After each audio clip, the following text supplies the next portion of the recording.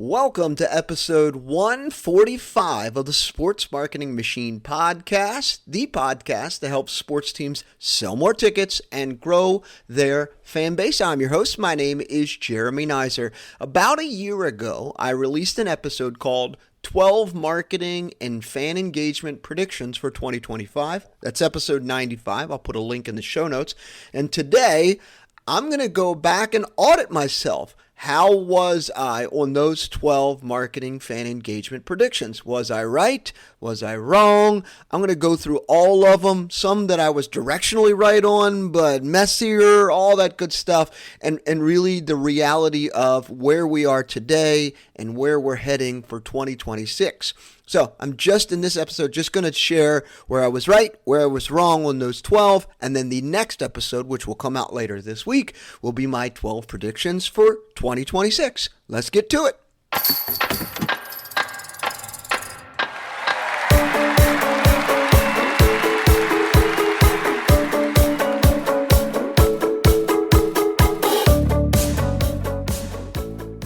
The 12 predictions from 2025, episode 95, like I said, I will put a link in the show notes. Let's talk about the predictions that really went well. Number one, AI and personalization. Right idea. I was absolute slam on dunk on this one. Wrong timing on a part of it, but I was the right idea. So one of my first predictions was hyper-personalization through AI. Sending the right message to the right fan at the right moment. Conceptually, absolutely correct, and I am still bullish, very pumped. I absolutely 100% believe this will continue to be the trend and continue to be how brands will distinguish themselves versus other brands and stand out in a very crowded market. So, conceptually, I was absolutely correct, 100%. Where I was perhaps a little bit early and where that personalization shows up best. So, where it actually works, the AI and the personalization side, personalized emails, the post-game bounce backs, retargeting based on attendance behavior, absolutely slam dunk, I was correct. And the AI side of this is that a lot of this stuff you can kind of organize and have AI help you with. So I was right on that. Where I didn't hit the mark here was kind of the in-arena, in-park portion of that kind of thought here, prediction. The real-time, seat-level AI messaging. Not because it's a bad idea, it's because the Wi-Fi app adoption, point of sale integrations, all of that, if you think about that, all of that stuff still lag behind. Some teams are doing, you can order from your seat, you can scan, or you can order from their app and you can buy things. But the same process that you walk up to buy something at the concession stand is the same today as it was 10 years ago. 15 years ago, you run your credit card. A lot of these arenas and ballparks are going cashless, but that process is exactly the same. So that point of sale integration, that's still lagging behind us. Wi-Fi in arenas and ballparks, it's still pretty good. It's not lightning fast as some of us are expecting, like our homes. Honestly, some of our homes are just blazing fast, but the Wi-Fi in those. So not a bad idea. The takeaway for teams right now, though, is that personalization works best before and after the game, not during, because you simply don't have the infrastructure to be able to support it. So if you're trying to be like Amazon inside your stadium or arena, hey, you're early. That's great. Fantastic. But if you're doing it in email, ads, and follow-up, you're spot on. You're right on time. Marvelous. So, great job. I'm going to pat myself on my back with that one. So, great. All right, number two that I feel like I hit for sure, Membership 2.0, the one like spot on bullseye that I got here. I predicted that the continued decline of traditional season tickets and the rise of flexible membership style access will continue. And I was right, spot on. This one aged beautifully. Monthly pricing, flex plans, access to plus perks. There's even several new companies out there that allow fans to use tickets almost like that membership model, right? Teams that are now reframing season tickets as memberships saw lower friction, higher entry rates, and better language for casual fans. Remember, when you confuse people, you lose people. So they changed their language around it, their copy, so that it was a lot more about clarity. The reminder and the point that I drove home on this specific prediction was that people don't want commitment. They want options without guilt. And this matters because memberships don't just sell tickets, they build a pipeline. So the reality for 2026 is memberships outperform season tickets, if you can see me doing air quotes, in language, psychology, and conversion. So memberships will outperform season tickets in language, psychology, and conversion. All right, number 3, I think I hit this one pretty well, but maybe missed the mark on anecdotally on this one. So short form video. I might have underestimated this, honestly. So I said short form video would dominate. Well, I was right, but I wasn't just right. It became the backbone of really some of the modern ticket marketing. I mean, TikTok's rise is off the charts. How many people are consuming videos on TikTok? How many people are consuming reels on Instagram? And shorts on YouTube, it just continues to rise. So short form video will continue to dominate, but it became like the backbone for a lot of teams and their ticket marketing. Short form video warms an audience pretty quickly, lowers your paid ad costs, signals intent to algorithms. People are watching a 15-second video or a 10-second or a 20-second video, right? The big shift that I saw with teams that they realized is that the creative is the targeting now, which was like mind-blowing for a lot of teams as we started to dig into this. The creative. You don't find families with interest-based targeting anymore. You find families by showing families in your creative having fun at your game. Oh boy, that sounds like a no-brainer, but we had been trained to run our paid ads to target. I need families, I need this, but in your imagery, in your creative, you're showing families. The creative that you put into Meta, they're going to show it to the people who are just like the people in the images, right? So if you're putting like information about doing a family outing, like they get it, right? Teams that struggled in 2025 didn't necessarily have a media buying problem. They had what I would kind of coin as a content velocity problem. Number one, they couldn't create content fast enough. And number two, they weren't very specific on some of the content that they were putting together. They were just throwing spaghetti against the wall and hoping to see something stick. All right. One that I feel like if this was a 1 out of 10, 1 being completely missed, 10 being slam dunk, I think this was a 6 or a 7. UGC and micro influencers. Quietly powerful, absolutely marvelous. This wasn't flashy, but it certainly worked. Teams that really leaned into utilizing fan content, local creators, turning those organic moments and putting some momentum behind it with ad dollars saw better engagement and better trust because they were using UGC, which is user-generated content, and micro-influencers within their community to help build momentum and promote what they have going on during their games. Because fans don't trust ads.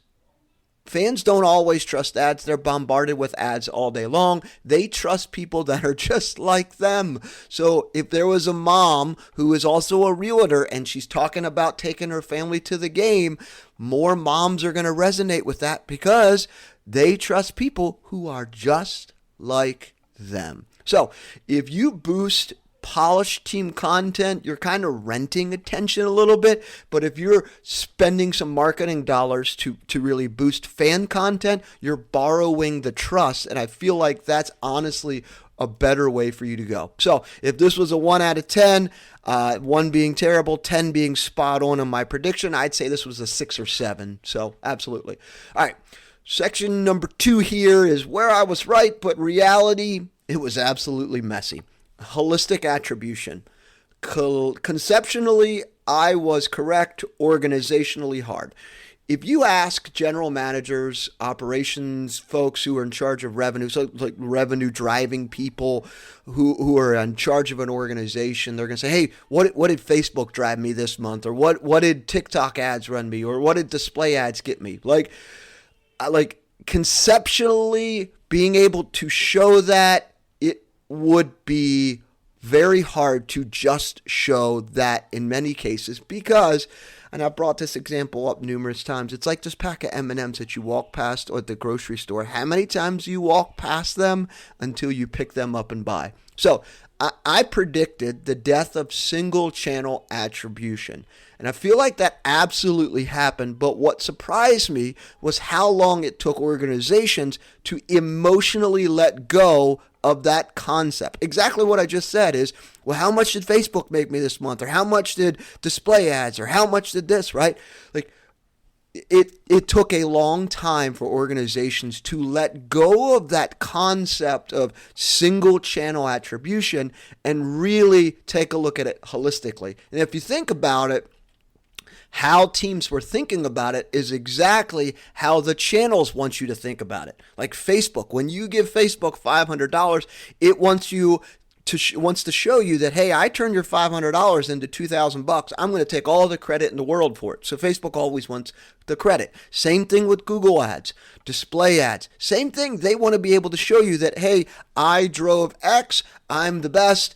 Give me more money, right? That right there in itself, if you're thinking about single channel attribution, you're caught up in an absolute mess that you really need to zoom out of it. So I was partially right, but teams that really are trying to put these dashboards together, are reporting about this, aren't thinking about it holistically, like all of it together, because it's just like those M&Ms at the grocery store. How many times do you have to walk past them before you buy them? Or another example, a fan is at work and they're driving into work and they hear a radio ad about your team, and then they go on their lunch break and they're scrolling Instagram and they see an ad for you. Then they open their email later today and they get an email from the team. Then they're driving home and they see the billboard about your team in the game. And then finally they come home and they buy tickets. Well, who gets credit for that sale? Was it the billboard because it was last touch? Or was it the radio because it was first touch? Like, it's so messy. And I think the more teams wrap their head around this idea of multi-touch attribution rather than single-touch attribution, they're going to completely change how they market and promote themselves, because they think about touch points and impressions rather than what one channel did in a vacuum versus another one. Because I guarantee if you turn off your Facebook ads, it's going to hurt your display ads. Or if you turn off your display ads, it's going to hurt your email marketing. All of it's tied together because that's how we as fans, that's how we shop. So, all right. Before I kind of move to the next one here, teams that stopped asking what ads sold tickets and started asking what marketing mix created the fan are the ones that win. All right, next one here. Name, image, and likeness, NIL, and athlete synergy, right direction, complicated execution. I said NIL would bleed into ticket sales, merch, and content. That happened, but not cleanly.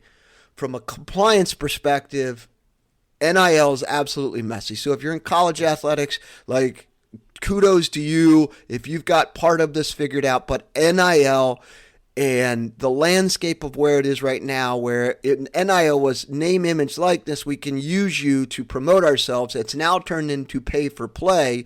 I'm going to pay you X amount of dollars for you to play on my sports team. Like, it is completely different than what was actually proposed versus what's actually happening right now. And it is an absolute mess. So those of you who are in college athletics and you're dealing with this, like, God bless you, because it is an absolute mess. I have all the sympathy in the world for you.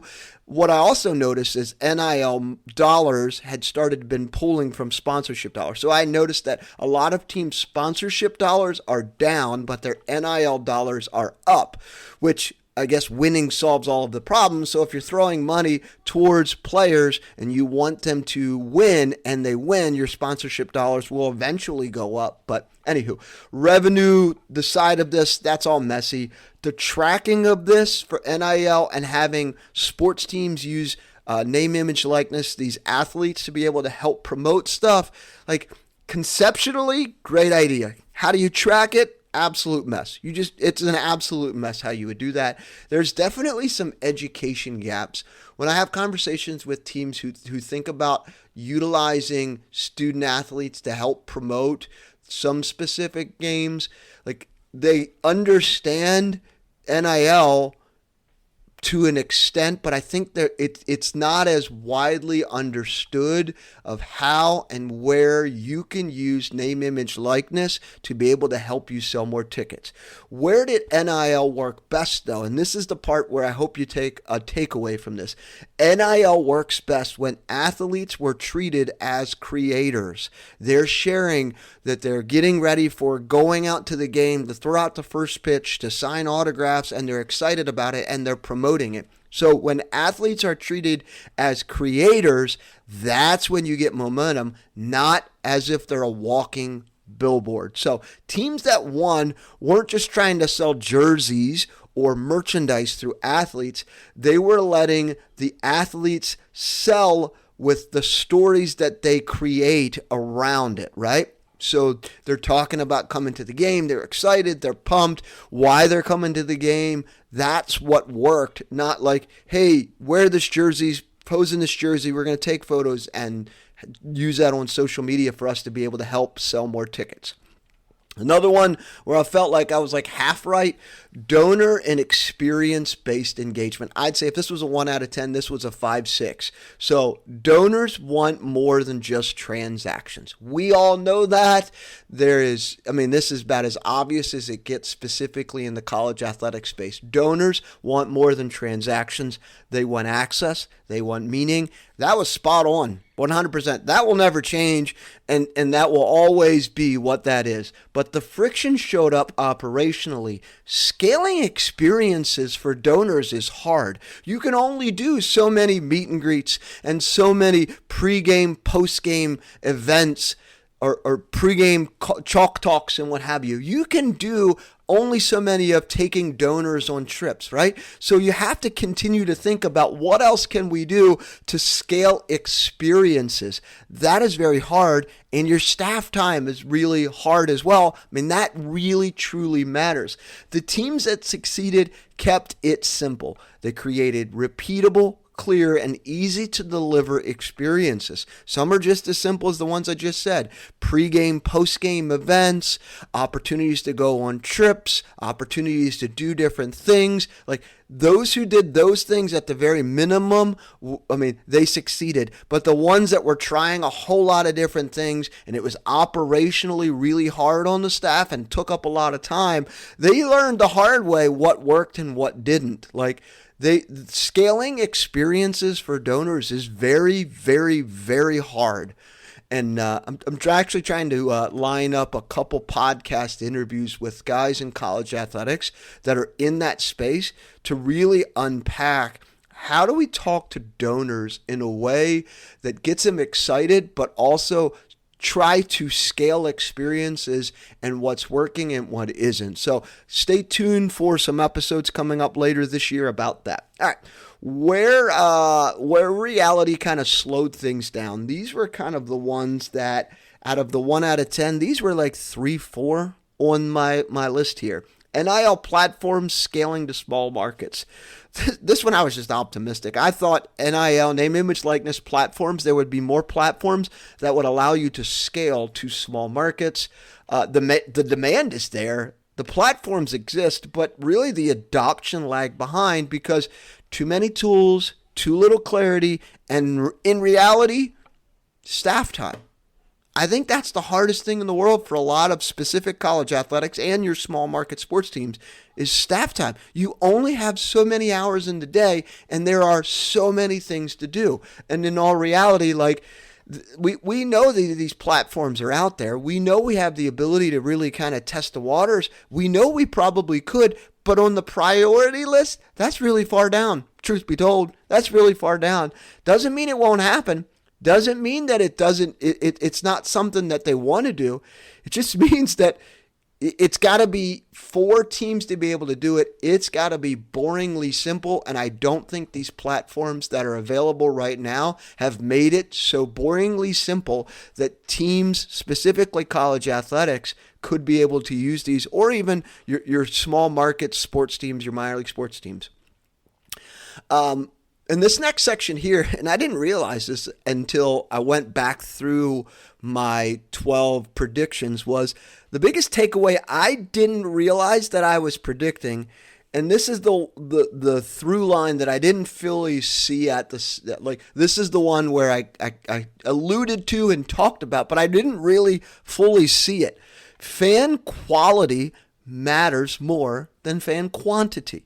That theme idea, the theme about this really shows up everywhere, from membership ladders, from average order value growth. How do you get someone to go from spending $30 to $60? Like buyout nights, and talking about the caution of getting sponsors to cover buyout nights and fans come in for free. Talking about the idea of, instead of discounting, you're creating better bundles. Like a lot of episodes that I did, specifically the second half of the year, are around these topics. Like my Black Friday idea talked about adding more to it. The bundle where sports teams did a mystery pack and it took off like a rocket. The buyout night where the sponsors and everyone gets in for free, and I kind of warn you about that. Like, these are coming from teams that are actually doing these things. So it really told me that fan quality mattered more than fan quantity. We spent years trying to chase more and more and more, but 2025 taught us to chase better. Better fans, better experiences, and better lifetime value. So, a lot of great things from my 12 predictions for 2025. Some spot on, some kind of missed the mark, and a few are to be continued, I suppose. All right, so if you're planning 2026, here's my advice before I get to the episode later this week. Don't chase trends. Audit them. Really understand what's actually taking place. Ask these questions. Did this actually make me more revenue? Did this improve the fan quality? Did it improve the experience? Did it scale with our staff? Are we putting more work to do on our staff without scaling up some of the things that we're trying to accomplish? Because the teams that win aren't the ones trying to do everything. They're really doubling down on what actually works. Not the ones trying to do it all. They are doing what actually works. I'm going to put a link in the show notes about the 80-20 principle.